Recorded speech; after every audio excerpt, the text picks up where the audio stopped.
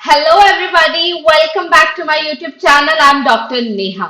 First of all, I would like to wish all the very best to all my students who are going to appear in tomorrow's NTA NET exam for English literature. अपने admit cards को अपने पास रखिएगा, अपनी passport size photos और left thumb impression को dress accordingly करना. I know we all have prepared really well, and with that I wish you all the very best. Don't take stress. आपने अच्छे से प्रिपेयर किया है, एग्जाम बहुत ही अच्छा होगा.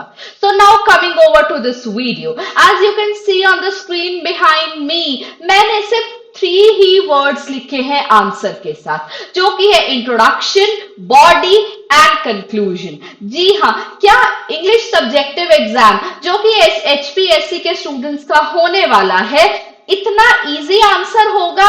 यस, इन्हीं 3 टर्म्स के अकॉर्डिंगली हमारा आंसर होगा. आज की इस वीडियो में बहुत ही सिंपल लेमैन्स लैंग्वेज में बात करेंगे जी, अपने आंसर को स्ट्रक्चर कैसे करें.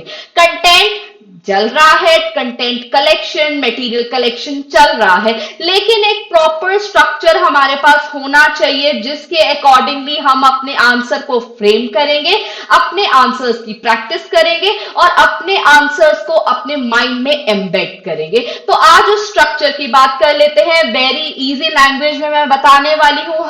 हर स्टूडेंट को मैं रिक्वेस्ट करना चाहती हूं, अगर आपको इस तरीके की videos and the way I teach, if you are liking the way I teach, please share this video, please word of mouth से आप शेयर कीजिए कि किस तरीके से हम एचपीएससी के सब्जेक्टिव को ट्रीट करने वाले हैं. हमारी टेक्निक कोई भी डिफिकल्टी के साथ नहीं है, कॉम्प्लेक्सिटी के साथ नहीं है, हम बहुत ही इजी लैंग्वेज में अप्रोच कर रहे हैं. चलिए, टाइम बहुत कम है, सिलेबस बहुत वास्ट है, डराना नहीं चाहती हूँ, बहुत इजी वे में सब्जेक्टिव की तैयारी कराना चाहती हूँ. और वो तैयारी कैसे होगी? पहले तो हमें समझना होगा कि एक ओवरव्यू वे से कि हमारे आंसर में क्या होना चाहिए. हमारे आंसर में हमारे प्रपोज्ड क्वेश्चन का जो हम प्रपोज आंसर देने वाले हैं, in that answer we need to see 3 things.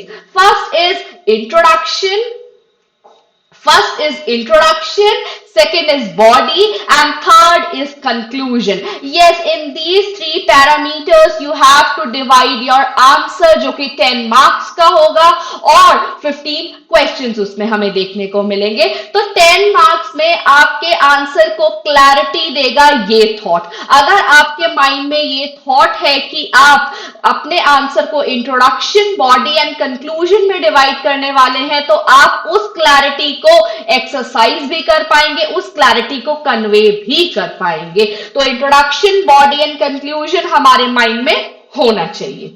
Second thing, introduction की जब हम बात करते हैं तो इंट्रोडक्टरी पैराग्राफ हमारा आई कैची होना चाहिए. As it has been said that first impression is the last impression. तो हमें फर्स्ट इंप्रेशन अपने लास्ट क्वेश्चन तक मेंटेन रखना है. किस तरीके से मेंटेन रखना है? इंट्रोडक्शन, आंसर के इंट्रोडक्शन में इन कंपोनेंट्स को हमें इंक्लूड करना है. और वो कंपोनेंट्स क्या है? ऑथर की प्रोफाइल, ज्यादा नहीं बतानी है, जस्ट इन 2-3 लाइन्स.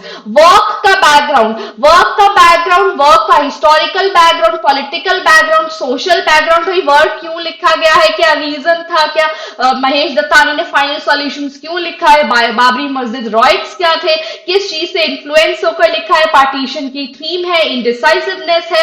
तो वर्क का बैकग्राउंड जो है वो बहुत ज्यादा इंपॉर्टेंट है, जो हमें स्टार्टिंग में ही बताना है कि क्या प्रॉम्प्ट किया गया, क्या सिचुएशन से, कंडीशन से, जिनकी वजह से ये एक वर्क लिखा गया है. कीट्स की अगर हम पोएट्री उठाते हैं तो रोमांटिक एज थी. विलियम वर्ड्सवर्थ का अगर हम लिरिकल बैलेड्स उठाते हैं तो उसमें भी प्रोपाउंडिंग ऐसे था वो रोमांटिक एज का. तो कुछ ना कुछ रेकरिंग फैक्टर्स होते हैं जो कि एक वर्क को, एक ऑथर को प्रॉम्प्ट करते हैं कि उस वर्क को लिखा गया है.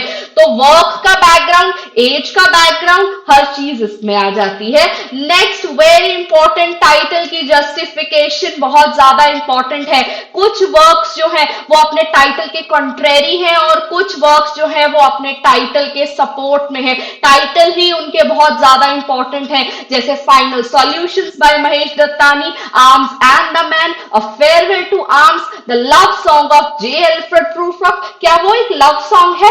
जी नहीं, लव सॉन्ग की तरीके से उसको प्रेजेंट किया गया है, उसके प्रोटैगनिस्ट कैरेक्टर, उसका जो मेन कैरेक्टर है प्रूफ रॉक का, लव सॉन्ग है, बट लव सॉन्ग में हमें लव सॉन्ग देखने को ही नहीं मिलता है। तो यहाँ पर टाइटल जस्टिफिकेशन बहुत ज्यादा जरूरी हो जाती है और मेजर थीम्स का ओवरव्यू आपने वहीं पर ही एग्जामिनर को दे देना है इंट्रोडक्टरी सेक्शन में ही, कि हमारी प्रूफ रॉक वाली जो पोम है या वेस्टलैंड है ये एक मॉडर्निस्ट पोम है, पोस्ट वॉर पोम है, और उसके साथ साथ जो है इसमें रेकरेंट थीम्स है, फ्रेगमेंटेशन की थीम है, लेमेंटेशन है। तो क्या क्या हमें उस थीम, इस पोम में, उस ड्रामा में, नॉवल में देखने को मिलता है? जो ये स्ट्रक्चर मैं बता रही हूं ये हमारी 10 यूनिट्स पर एप्लीकेबल होता है, हर तरीके के क्वेश्चन पर और हर तरीके के आंसर पर एप्लीकेबल होता है। माइंड यू, बहुत इजी लैंग्वेज में बता रही हूं, अगर इन चीजों को आप मास्टर कर लेते हैं तो नोबडी कैन डिफीट यू। जैसे कि ओल्ड मैन एंड द सी में कहा ही गया है, man can be destroyed but not defeated. Man को डिस्ट्रॉय कर सकते हैं, डिफीट नहीं कर सकते हैं, और इस स्ट्रक्चर को कोई भी डिफीट नहीं कर सकता है, क्योंकि this is one such structure that is applicable to all the 10 units, because this is giving you the clarity and the one who will read your copy will get the same clarity. देखिए, अपना body section में हमें critical summary डालनी है, supporting quotations डालने हैं और major themes डालने हैं। पेपर एंड पेन लेकर के बैठिए, नोट कर लीजिए, टेबल के सामने स्ट्रक्चर को पेस्ट कर लीजिए। बॉडी में critical summary, with critical summary I don't mean that you start with a poem, opens up with very lines, the drama opens up in with this background, या drama इस जगह पर open होता है, उस तरीके की समरी नहीं। I have added the word critical and इसकी इंपॉर्टेंस है, और वो क्या इंपॉर्टेंस है? Critical here means that you have to align with the question, you have to have a critical approach as you write the summary. Critical से मेरा meaning है third person के शूज में खड़े होकर के आपको स्टोरी बतानी है। स्टोरी भी कंप्लीट नहीं बतानी है, उतना पोर्शन बताना है जितना नेसेसरी आपसे पूछा गया है।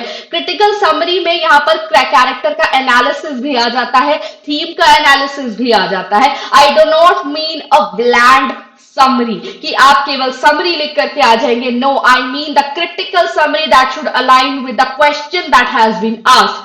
सपोर्टिंग क्वेश्चंस नहीं समझ में आ रही है, मार्क ऑफ एलिप्सिस का यूज कीजिए। वो क्या होती है कमेंट सेक्शन में मुझे बताइएगा। नहीं आती है तो कुछ टॉपर्स पर वीडियो मैं जरूर से जरूर अपलोड करना चाहूंगी कि किस तरीके से चेरी ऑन द केक हमें ऐड करना है अपने आंसर्स में। ये तो हम एक बेसिक स्ट्रक्चर की बात कर रहे हैं, आने वाली कुछ और वीडियोस भी होंगी जो थ्रू आउट चलती रहेंगी, पढ़ाने के लिए, समझाने के लिए, सब्जेक्टिव के लिए। सो सपोर्टिंग कोटेशन यहाँ पर है, there will be time, there will be time, man can be destroyed but not defeated। कुछ इस तरीके की जो मीनिंगफुल कोट्स होती हैं वो अपने माइंड में रख लीजिए, अपने टेबल के सामने रख लीजिए। there will be time, there will be time, proof rock सोचता ही रहता है कि टाइम आएगा, I will propose, but time plenty नहीं होता है। तो यहाँ पर सपोर्टिंग कोटेशन पोएट्री और नॉवल की जो आपकी मेन थीमेटिक कंसर्न की कोटेशंस है उन्हें आप जरूर भी, जैसे कि हमारे फाइनल सॉल्यूशन में राइट राउजर वर्ड यूज किया गया है। कोटेशन से I do not mean that you learn and cram literally 4 to 5 lines for single page, नहीं। आप वर्ड्स को पिकअप कीजिए, वर्ड्स की चोरी करना शुरू कीजिए अपने टेक्स्ट में से, अपनी पोएट्री में से, जो आपके आइडिया को डिफाइन करते हैं। ये मैंने अपनी प्रीवियस वीडियो में भी कहा है, do go and view those videos अगर आपने नहीं देखी है। If you are liking the way I am teaching, it's a request, please spread the word, do like and share, ताकि इस तरीके से मुझे मोटिवेशन मिलता रहे इन वीडियोस पर बात करने के लिए और साथ साथ एचपीएससी की सब्जेक्टिव की तैयारी एक साथ करने के लिए। तो जब तक रिजल्ट नहीं आता है कुछ स्ट्रक्चर क्लियर कर लेते हैं, मटेरियल कलेक्ट कर लेते हैं। सो सपोर्टिंग कोटेशन होनी चाहिए। मेजर थीम्स, यहां पर एक क्लू मैं स्टूडेंट्स को देना चाहूंगी। अगर क्वेश्चन वेटिंग फॉर गॉडो में से आता है, एब्सर्ड थिएटर को लेकर के आता है, तो यहां पर मेजर थीम्स हमें जो क्वेश्चन पूछा गया है उससे अलाइन कर बतानी है कि उन पर आपको बार बार फोकस करना है। इन्हीं मेजर थीम्स की बात हमने टच अपॉन की थी इंट्रोडक्शन में, और आज हम बात करेंगे मेजर थीम्स की बॉडी सेक्शन में, उनको एलेबोरेट कर कर। नाउ कंक्लूजन क्लियर होना चाहिए, 4 to 5 लाइन्स का होना चाहिए। Therefore to conclude, mention, clarity दो एग्जामिनर को कि यहां से हमारा कंक्लूजन स्टार्ट होता है। आई होप ये वीडियो बहुत हेल्पफुल रहा होगा और रहना भी चाहिए throughout this long journey of months जो हम एक साथ टेकअप करने वाले हैं। With that I come to the end of this video. और जी हाँ, रिजल्ट अब कभी भी अनाउंस हो सकता है। जैसे ही अनाउंस हो मुझे भी कमेंट करके बताइएगा, डू लेट मी नो। अगर कोई स्पेसिफिक टॉपिक मुझसे पढ़ना चाहते हैं, उस पर सब्जेक्टिव आंसर चाहते हैं, तो do let me know in the comment section below. Till the time we meet next, please share this video, please share this channel, spread the word, and let us grow and learn together.